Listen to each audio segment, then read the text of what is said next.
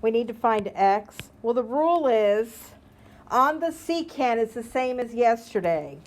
The outside guy times the whole thing. Everybody understand that? Equals the tangent squared. So that's 64 plus 8x equals 144. Subtract 64, I think it's 80, right?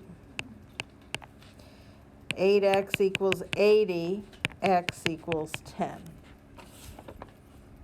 So here it's going to be the small piece times the whole thing, and that's 19, equals 18 squared. So it's 324 equals 24x plus, what's 12 times 19? 228. And now we subtract 228 from 324. What do we get?